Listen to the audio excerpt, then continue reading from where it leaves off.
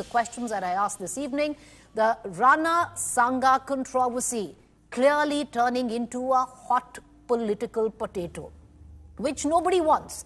The BJP doesn't want, because the BJP wants every vote, wants Hindu consolidation, wants the Rajputs, Dalits to come together.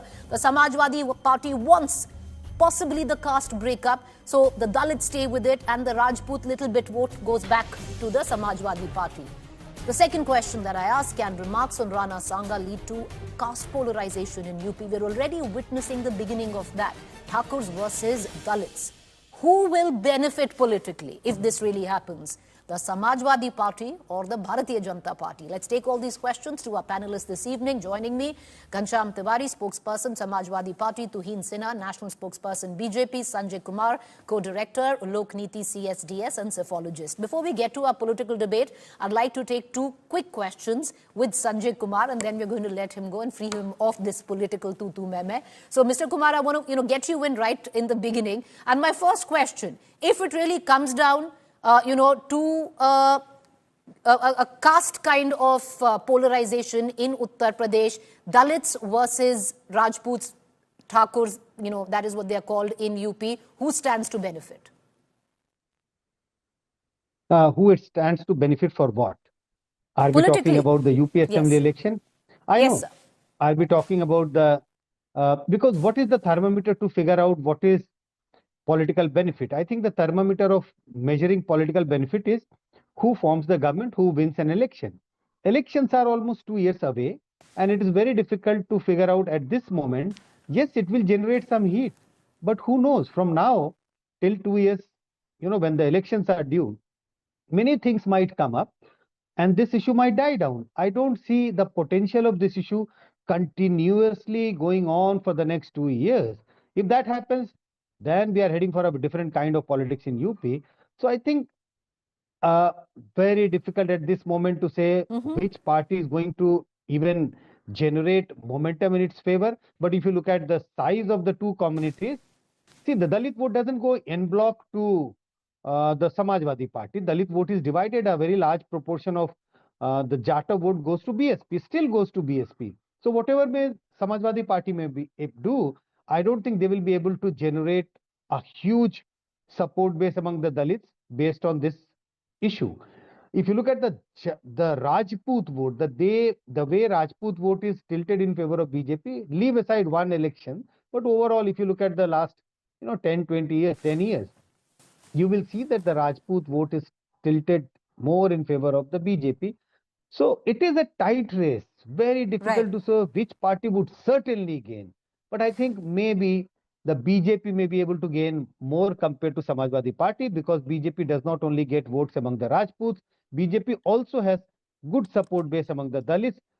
Samajwadi Party may not be having same support base among the Dalits and the Rajputs. So, Sanjay ji, what I'm going to do is I'm going to ask our producers to play the 2024 data, because, this is just an exercise to look at it politically on how things panned out, and we're putting out your data itself, which is CSDS data, and it does seem to suggest the non-Jata votes.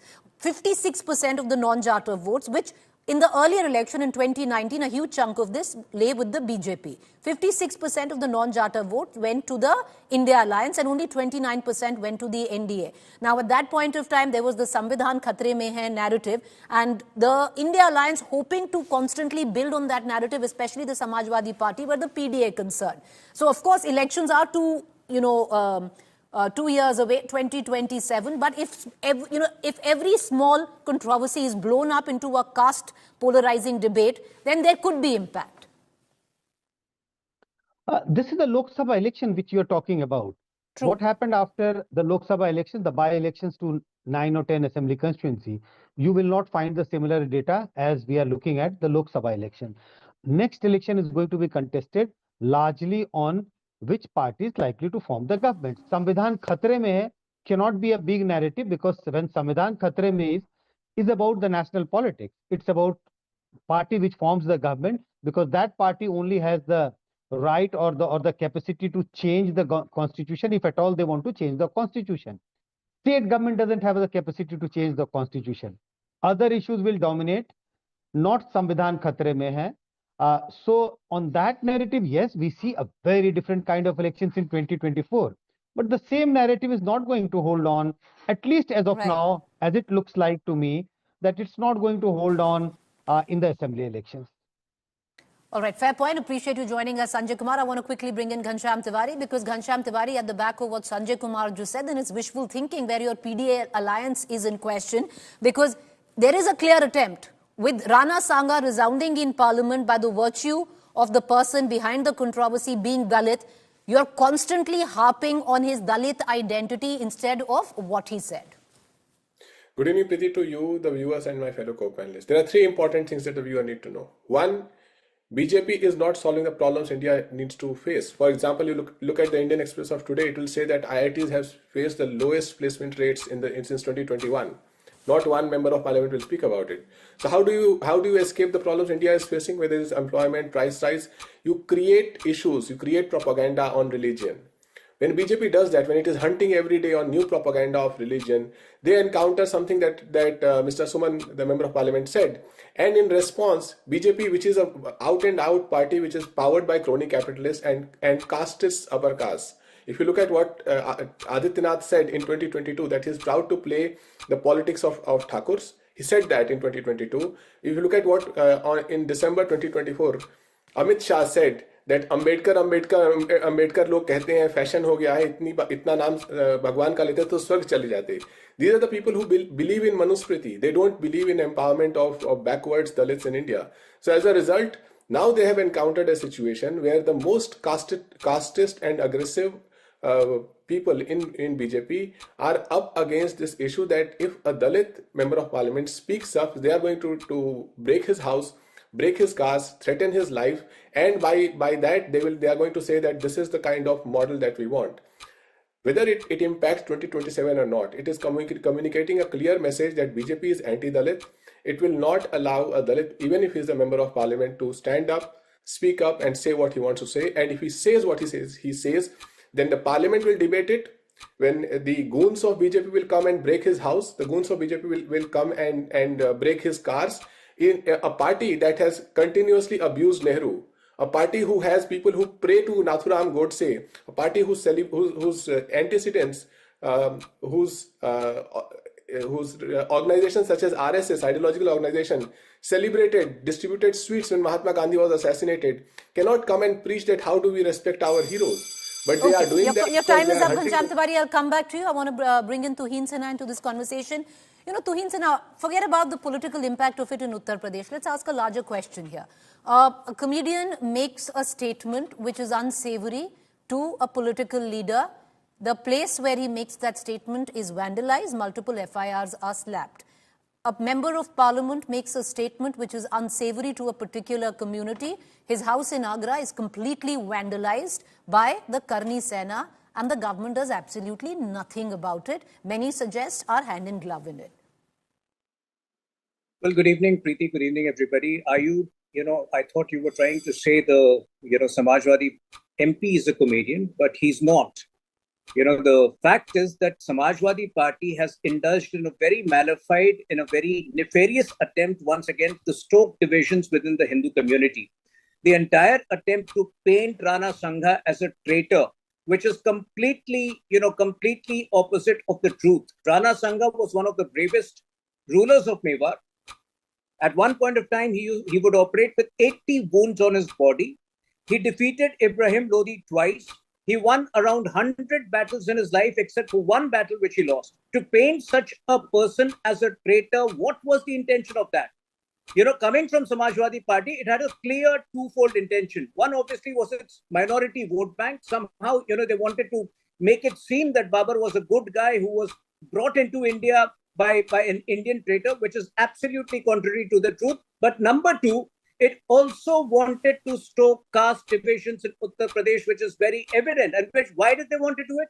Because of the massive Hindu unity which they saw during Mahakumbh. And throughout Mahakumbh, you have seen the kind of preposterous statements coming from all Samajwadi Party leaders, including, the most despicable one from Jaya Bachchan, wherein she said, Lashe beh rahi hai, which was a clear attempt to manufacture chaos in that region. But anyway, the larger point is that Samajwadi Party will not succeed in it no matter what they do. the development model of Yogi Ji plus the Hindu unity which the country has witnessed post 2024 Lok Sabha elections will make sure that such machinations of the Samajwadi Party is conclusively and effectively defeated. And Samajwadi Party is a party, when they were in government, they would make requests to the court to exonerate terrorists. So we know the credibility of this party. We know its potential to manufacture. Now your time is up. I'm going to cut across back to Ghanshyam Tiwari, but allow me a question. I'm going to give you 2 more minutes. Let's say every allegations you've laid at the doorstep of Samajwadi Party is correct. I am with you. You're preaching to the choir when you praise Rana Sangha and his bravery. But if somebody calls Rana Sangha a traitor, because the question that I asked you and I didn't get an answer on was Tuhin Sinha, how is it all right to go and vandalize his house? How is it all right that no action is taken against the Karni Sena? How is it all right that one will sit here and defend that action in the name of the bravery of Rana Sangha? I'm not defending it. I have never defended it. I didn't defend it. No violence in any form can be condoned. But fact is, these are natural reactions. If I talk ill of your predecessor, you will feel hurt. But obviously, the protesters are not as You are defending that, Tuhin Sinha, then. If you are saying it's a reaction, then, you can go back, to that saying which many of us really don't want to say, that every action has a reaction. It was made in a political context as well. Why is it so difficult it's a basic question, sir. You can have a political debate. We can talk about the bravery of Rana Sangha. Why is it so difficult to condemn action which has taken place where you can see arson, vandalism, action will be taken. That there are situations which flare up suddenly and for which the administration takes its time. But we have seen action in Uttar Pradesh. In Uttar Pradesh, law and order is handled in the most effective manner. But yes, I said, there are instances. Fair point, sir. Yeah. Fair point, but I don't think, I'd like to, I would say many would like to put their money on if bulldozers are going to roll at the back of action taken against the goons who vandalize property, public property at that, some of them. I want to bring in Ghanshyam Tiwari back into this conversation. But Ghanshyam Tiwari, let's flip this around, because what Tuhin Sinha said, what you're doing today, you're only fanning the flames of caste polarization in a state which is already sitting on a tinderbox. To make this more about Dalit identity and possibly less about what he said, you're playing with the worst form of politics. When you have an entire party, Preeti, going around with kerosene and petrol, looking for flames, when they look at Kerala, they look at the Kerala story. That's what Kerala for them is. When they come to UP election, they say batenge katenge. They say 80-20 election. You look at the number of hate speeches BJP makes regularly. They may not be singing the national anthem as many times as people are making hate speeches. So when you have an entire party which is in power, running around with petrol and diesel to look at flames, this is what happens. Now coming to the whole point of action and reaction that Tuhin spoke about. अभी एक fashion हो गया है अंबेडकर अंबेडकर अंबेडकर अंबेडकर अंबेडकर इतना नाम अगर भगवान का लेते तो 7 जन्मों तक स्वर्ग मिल जाता. This is Amit Shah. What action was taken? What action was taken against Ramesh Viduri? What action was taken against the noted member of parliament who insulted the women wrestlers of India? The BJP as a party is morally bankrupt. Right now they are very powerful, but they are morally bankrupt. And when this morally bankrupt party goes and assaults everything that they see in front of a house of a Dalit member of parliament who spoke his mind, whether it is factually right or wrong, you can criticize them. But to go in like this, to break every car that is in front of his house, to break his house, and chief minister who has openly said that I am proud to be a Thakur politician, this shows the mindset of the party, the mindset of Amit Shah, the mindset of RSS, that they are anti-Dalit.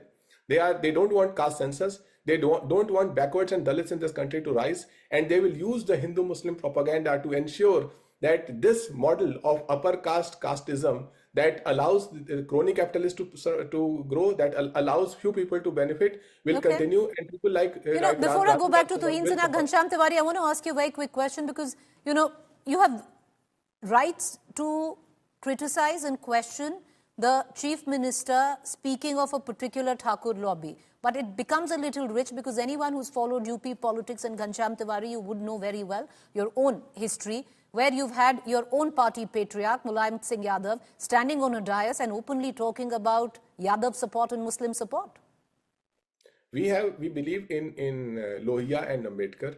We believe that thousands of years of injustice that has been meted out to Dalits has to be undone. That has been meted out to the backward caste has to be undone. So, Ghanshyam Tiwari, you'd admit this is a new policy that you've adopted under Akhilesh Yadav?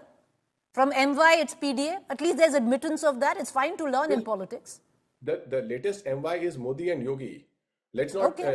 What we are talking about. As long as you admit it is the latest MY, because the erstwhile MY was Muslim and Yadav. So I'll come back to you. I want to bring in Tuhin Sinha back into this conversation. Tuhin Sinha, once again, I'll come down to the sheer fact. We can go into many debates where we constantly criticize what this particular MP says. I don't even want to harp on his identity. What he said was incorrect, should have been criticized, debated. But abject brute force being used on the streets, and it's not one occasion, it's not one instance. Anything unsavory which is being said is dealt with violence. Well, violence in any form has to be condemned, and we condemn it. But Karni Sena is not BJP. Karni Sena has nothing to do with BJP. You know, a few years ago, they were protesting against a movie. Was that at the behest of BJP? The point is that there are certain people, there are certain elements in our society, whether it is Kunal Kamra or whether it is this MP, who has been suddenly brought up by the Samajwadi Party. The whole intent, the whole purpose of them is to provoke certain sections of society, is to provoke the emotions and especially the lineage of people. Facts concerning the lineage of people, and such provocations sometimes have a big impact, which we are witnessing. Obviously, the violence will be controlled, and you will see the violent protesters being taken to task. But I think the initial reaction shows the quantum of hurt, the quantum of the provocation that existed. All right, well, Tuhin Sinha, I don't see, Kunal Kamra, and I did hear his podcast, and correct me if I'm wrong, he didn't criticize Eknath Shinde's lineage of being Maratha. No, please, first. I didn't hear that, did you? No, I'm talking about the Samajwadi Party MP over here. As far as Kamra is here, please, you may talk about him. I don't consider him a comedian. Somebody whose only purpose is to slander people. He is, the henchman of Well, take him on legally in court, because the court today has given a sobering message. Tuhin Sinha, the court today has given a sobering message where the top court of the country has practically said that freedom of speech cannot be at the behest of certain insecure people. You can make what you freedom might to provoke want should also not be that way. Deal with him in court? You vandalize, is it fair to vandalize? Once again, we'll come back to the... But Tuhin Sinha, once again, we come back to it. That he doesn't have the right to provoke, but if he has, you deal with him in court with defamation, no? We will deal not with vandalism. Him in court. Of course, we will deal with him in court, and we will deal with him in other courts which are within our powers. But a court of law, not a kangaroo court, I hope. But I want to bring in last one minute. Allow me, sir. Ghanshyam Tiwari, this politics which the Samajwadi Party is resorting to in the state of Uttar Pradesh will only backfire. That is what the BJP says. 1 minute, sir. To your viewers, I want to say that you have a national party which is hunting across the country with petrol and diesel to find a flame whenever they can find. And what will be burnt is the future of our youth, because they would not discuss employment. They will not discuss the fact that people in IITs are not getting placed. They will not discuss that Indian students in US are getting thrashed, sent back. They are worried. They will not discuss what is happening with H1B green card. They will not discuss what's happening to the stock market. And because they are failing at every level. They are failing to improve the lives of 140 crore Indians that voted this government in. And because they are failing and they don't have answers, Adityanath will not have an answer for your child's employment. Adityanath will not have answer for price rise. Mr. Modi has already checked out on these issues. So they will continue to find one statement of some MP, some politician here and there, so that the propaganda, the fuel that they want to inflame your emotions will continue. But when people vote, they will know that their real issues will matter. That is our hope, that is our aspiration. 1 minute, Tuhin Sinha, closing comments, sir. Well, the number of times my friend Ghanshyam says that हमने हमने kerosene छिड़क दी है. It almost seems that he has joined Rahul Gandhi. But anyway, the larger point is that he has listed many issues which we are not discussing. Is Samajwadi Party ready to discuss the immigration and foreigners bill? Are they ready to discuss the Waqf Act? There are, this has been one of the most productive parliament sessions, and he's saying no, nothing is being discussed. Every day a new bill has been introduced. Every day robust discussions have taken place. And even in the last 10 years, since he believes that nothing has happened in the country, let me tell you about the 25 crore people who have been brought out of poverty, the 100% electrification of homes, the massive infrastructure creation across the country. So we have enough issues to discuss. I think the Samajwadi Party should grow out of its toxic mentality to divide the Hindu community on the basis of caste. And what they have done through this particular member of parliament is malified. It is sinister, and I think it needs to be condemned unequivocally. All right, I appreciate both of you for joining us. We're going to let it be. Let our viewers decide on what side of the fence that they stand on.